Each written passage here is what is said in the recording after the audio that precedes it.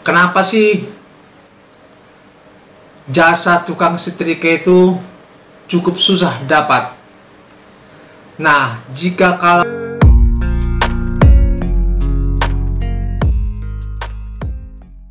halo sobat, berjumpa lagi di channel saya, yaitu channel tentang tutorial usaha laundry. Bagaimana kabar para sobat? Mudah-mudahan sehat walafiat dan rezekinya makin lancar di saat menjalankan usaha laundry masing-masing. Nah, jadi topik kita kali sobat yaitu membahas pertanyaan dari para pengusaha laundry, baik pemula baik yang sudah lama berprofesi di usaha ini. Banyak yang bertanya, tetapi pertanyaannya itu hampir sama semua. Nah, pertanyaannya seperti ini sobat, kenapa sih jasa tukang setrika itu cukup susah dapat? Nah, jika kalau ada pun dapat, itu harus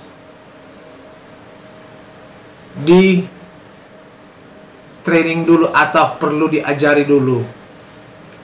Nah, jadi sebenarnya nih sobat, pertanyaan ini udah sering. Nah, membuat susah sebenarnya tidak susah. Kalau menurut saya tidak susah untuk mencari jasa tukang setrika ya, kalau menurut saya. Cuman memang kalau tukang setrika yang sudah profesional atau sudah ahli, dia minta bayaran tinggi. Itu satunya. Nah, dia bayaran tinggi karena dia udah punya keahlian dalam menyetrika.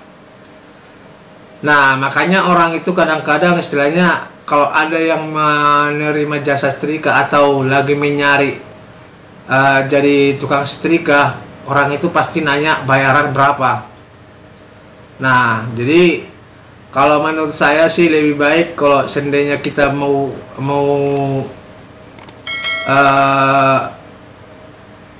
mencari tukang setrika yang profesional atau sudah ahli, lebih baik kita sendiri yang menanya standar gaji atau kita menanya standar upah setrika tukang setrika profesional itu berapa.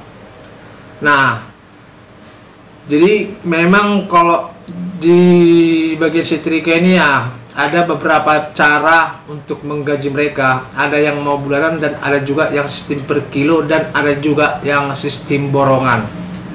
Nah, makanya nggak sedikit yang banyak sistem minta upahnya sistem per kilo.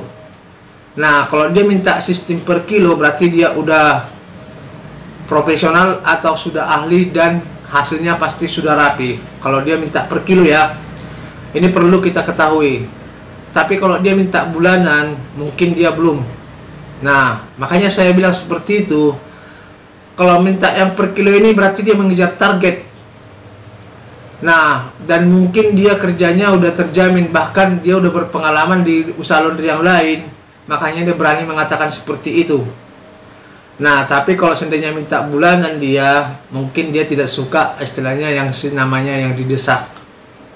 Nah, banyak itu sobat, dia minta gaji bulanan tapi kerjanya nggak buru-buru, pingin santai. Nah, kalau istilahnya yang kiloan tadi itu kan ya namanya juga mengejar ya kan, dia harus buru-buru, harus dapat target sekian kilo.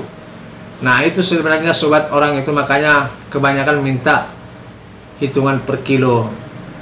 Nah, baru yang selanjutnya yang tadi yaitu tentang kenapa dapat pun tukang setrika tapi harus kita ajari atau harus training. Kalau menurut saya sobat, lebih baiknya karyawan seperti ini langsung kita terima. Karena kenapa?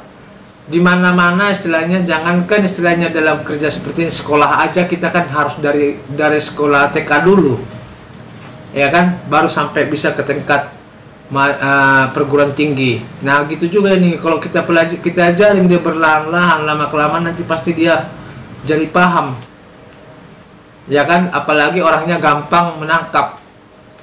Nah, jadi makanya saya bilang sobat, sebenarnya itu semua tidak ada yang sulit. Kalau bagi saya ya, tergantung kitanya. Pengen beli usaha, bagaimana kita istilahnya menanggapi karyawan-karyawan yang hal-hal seperti ini. Nah, jadi mudah-mudahan video ini bermanfaat sobat. Jangan lupa subscribe, ketik tanda lonceng supaya tidak ketinggalan video-video saya berikutnya. Terima kasih dan sampai jumpa kembali.